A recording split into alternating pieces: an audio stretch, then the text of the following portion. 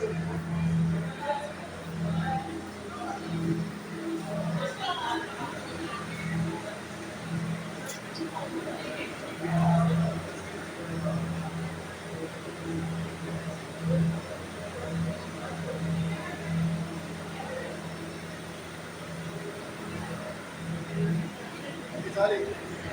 are you? Hi, how you doing? Hey, Laura.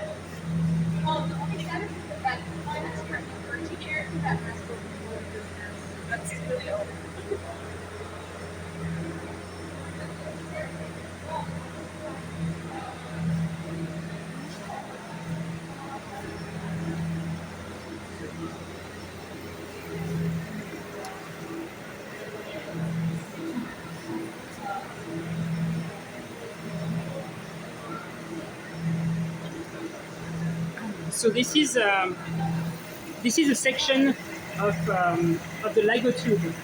So this is the real size of the vacuum tube that's running 2.5 miles along the arms. And what we're doing here, the real vacuum tube doesn't have all of this insulation around it. It's just here for an experiment that we're doing.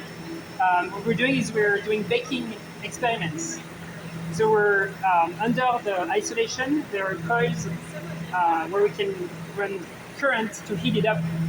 And so this allows us to clean the inside of the vacuum tube, make sure that all of the gases evaporate and are being pumped out. And this experiment is just so that we can learn about what would happen because the tubes have been under vacuum for years, for 10 years or more, since the beginning of the project. They've never been exposed to air. But if there was something that would happen, if there was a hole or some issue, there would be a leak, then we'd have to make sure that we could come back into operation, pump down in an efficient way. And so this experiment is to see what's the best way to, go back into an operational state if something were to happen to the vacuum system. It's part of our research, right? It's part of the research, yes. Wouldn't the vacuum itself make sure there is no vapor inside? That's right. So that's part of the why there are so many. You can hear the noise here is the noise from the pumps, and so anything that's inside the vacuum system is being pumped out at all times, including intrinsic vapor. Yeah. And so one of the very specificity of our project is that all of the parts that go in the vacuum system have to be clean, very clean. Yeah. And so there are certain parts that we cannot use. We mostly use metallic parts, aluminium, stainless steel, but we have a lot of parts that are completely forbidden, like plastic, or you can't put your tire in there. It would mess up completely the system. And so not only we have to have metallic parts, aluminium parts, we have to tell the vendors that fabricate the parts to fabricate them in a certain way. For instance, they cannot use oil. When they're making the parts, they usually have to use oil so that the parts will not overheat. Well, no oil is allowed. Then they have to clean the parts themselves once they're done. And once we receive them, we inspect the parts, and then we do our own cleaning and baking. So that's to remove all of the water. Yeah. And then once those parts are clean, then no more touching with your hands because the hands are very oily. So then you have to wear gloves, and then you have to wear bunny suits. So every time you're close to those vacuum chambers when they're open, or anytime you're close to parts that are going inside the chamber, then you have to wear the bunny suit, yeah. And make sure that you're... What solution they use to clean during this? So we use soap, we use alcohol and soap. That's right. Milk.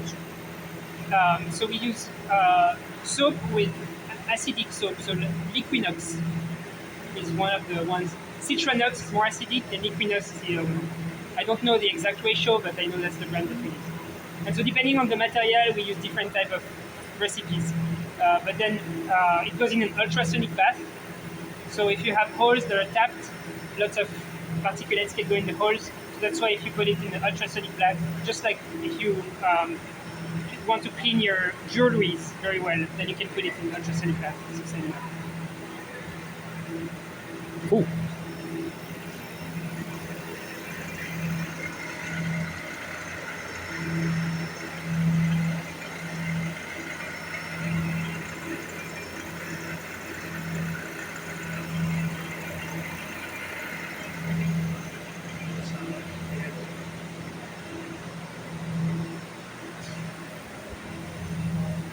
What is this doing over here? This section of pipe. Yeah, it's another. I'm not sure what they are testing here. I haven't been here in a while, but it's also a test of a vacuum system to see like maybe how the vacuum is contained over time. They might be doing different tests. Thank you. I'm not so sure. Thank you. This one. This one is very important. Yeah. Because if Ligo were to fail because of vacuum, right now we don't know how to recover. Thank you.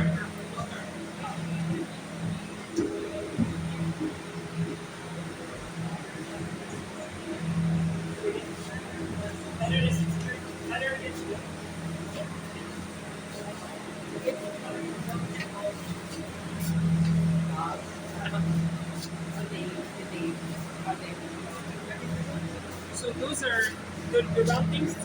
Those are for viewports. So it's used for three things. One, to look. If you want to look inside, Oh, you can look. so you can take it out. It's and a then put viewport. Viewport. Ah. So you can look, and then you can send a beam. And then if you want to have a laser that goes inside to measure something, you can send a beam. And then the third thing is if you want to attach a vacuum pump, you can do that. So this is a real size. Of what's underground. It's called a ham volume chamber. So it's a vacuum system again, and inside that vacuum system would have the seismic isolation platform, like one that you can see over there. This one has been decommissioned. We upgraded it to something better, but it's about the size of what could go inside the vacuum system. And on top of that seismic isolation system, you have another layer of suspension where the mirrors are being hanged. And so this facility is being currently designed and worked on. So we'll have a full cavity, so one ham chamber, another of this one right here, and then the bigger vacuum chamber over there, so we can do our own experiments. And Marie is leading one of those experiments, so she can. Do you want to tell? So what we are going next in Ligo, hopefully, it's called S-Sharp. So it's a project where we want to push the Ligo facilities to their maximum. So we are redesigning our big suspensions, and we will make them as big as possible, with mirrors as big as possible. And for that, we need to completely redesign our quadruple suspension. That's our biggest suspension with 4 levels. And Caltech will be the testing facility of this prototype we are currently designing. So the mirrors, the optics themselves now, they are 40 kilograms, and they will be 100 kilograms. So it means everything else that's hosting the suspension and supporting the optics would have to be upgraded.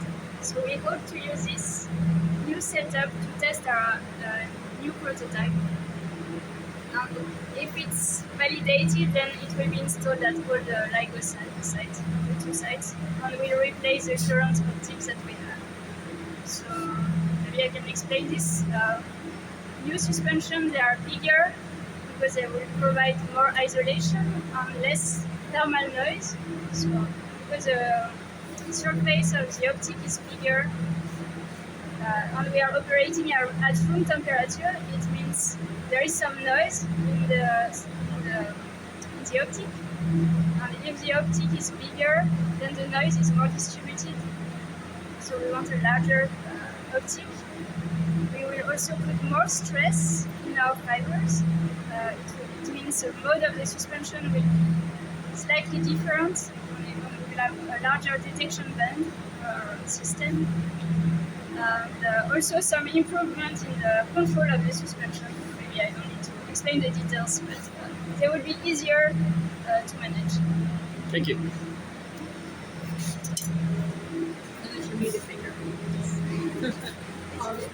So again, this is a very nice car that has super soft attenuation system, and you can see kind of the technology here is 3 layers of isolation again, and in between each of those pucks you have Python pads that act as springs.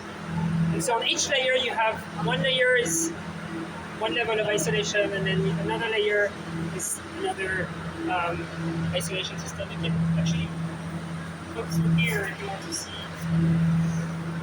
Again, a lot of shiny metal, just because it has to be clean.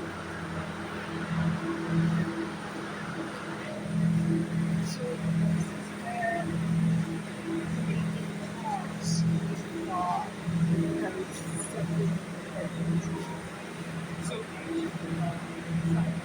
So Caltech, I mean, our role here is, yes, if there is something that goes wrong with the detector, we can have rapid prototyping and testing done. So for instance, we have all the suspensions that we show you.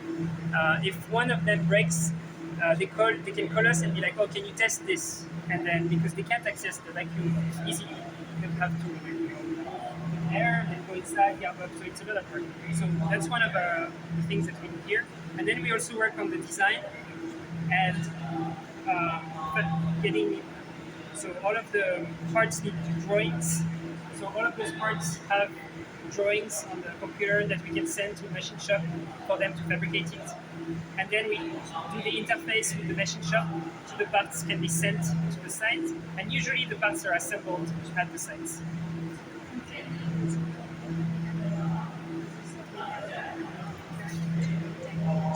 So that's the long section of the vacuum tube. So we can break the vacuum into several volumes, and so one of the volume is just a long tube of 2.5 miles. Then you can have gauge valves that close that section, and then you can go to the volume that's one of those, for instance, that's either at the end or in the corner. So once the vacuum tube is isolated, then you can go inside. And we go about every year to do upgrades, and then we observe for maintenance, and then we observe for another year. And every time we go, the way we're setting it to the NSF, and it's true, is every time we improve the sensitivity of the detector, it goes with the cube in volume for how far we can detect. And so if we have a factor of 2 improvements, it's 2 to the cube in the volume of observation. And so every time we go back into an observing run, we detect more black holes and more events. And so that's the argument for keep improving the detector, because then we have more observation.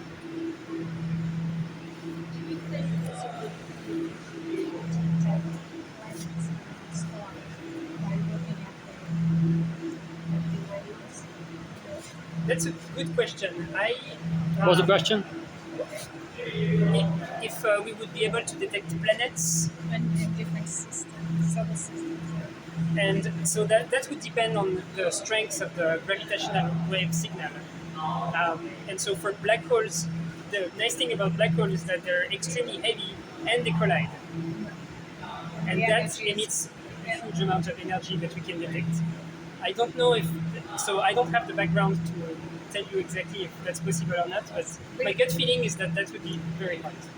Yeah, but eventually by Remember the blip on that huge signal is so small when they do it against a star. But still, like by improving it every year, like you're saying, you guys put in and so it's eventually maybe I don't know 100 years from now, like With the upgrade we are planning, so not the one I was talking about, but the next upgrade, which would be, or the next detector, sorry. So instead of 2.5 miles, it would be 25 miles long detector.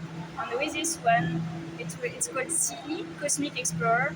And I think the argument is that we will be able to detect all the black holes in the universe once this operates, because it will be able to see so far that we will reach the limit of the universe. So when you go for a very long distance, like a 40-kilometer distance, do you have to actually dig trenches to go straight? They say it will be the main cost driver. Yeah. It And will cost be- driver. Yeah, Very So the challenging. middle's Yeah. And mainly because the Earth is round. Yeah. So you have to have Yeah. a straight line. Yeah, to it, you have so to. that's Dig the trenches. yes, very challenging. Yeah. And very costly. Go ahead. Are most of the things that you detect from black holes colliding? Colliding, Not yes. just one black hole, but you need to That's right. Yep. you need to count energy. And we have a few neutron stars, one of which was very exciting. I'm sure Gabriele told you about that, where we could see light after it. So this was one of the outliers, and most of the signals that we detect are from black holes. So far. So far, Eventually. yes. But we want more. More. When you get that cosmic explorer, that's going to give you a lot more Yeah, that's right. data. Like more exotic signals. Because now, I mean, so we work as an engineer part of the group, and so it used to be that we would have a signal every few weeks, and then it's a signal every week, and now it's a few signals every week, and so your phone gets bombarded with alerts that you almost okay, another one. Yes. We can't keep them. So now you're on the, now you're down to the daily basis. Yes. On the, Or on even the days, hours? I think it's 3 per weeks now. I don't remember. Maybe Gabriele had a better number, but yeah. It's very frequent. Yeah. So this is one of the Bunny suit. bunny suit that we have to wear when we go in the vacuum system, and so it makes working in the detector challenging because you're sweating inside the vacuum chamber. There is purge air to remove water from the system, and so it's very dry. So you're sweating, and then you're very dry, and then you're so thirsty after. So it's one of the other challenge of working in the detector. How long do you stay in there? So you stay for a few hours. Yeah. So I mean, sometimes you have to, but you try to take breaks. Sometimes you don't really, you don't have a way to watch your clock or anything. So you're with someone on the on the phone system, and then they tell you, okay, it's lunchtime. You better come out now. Okay. Next up, we're gonna go back up, and then we'll show you the control room.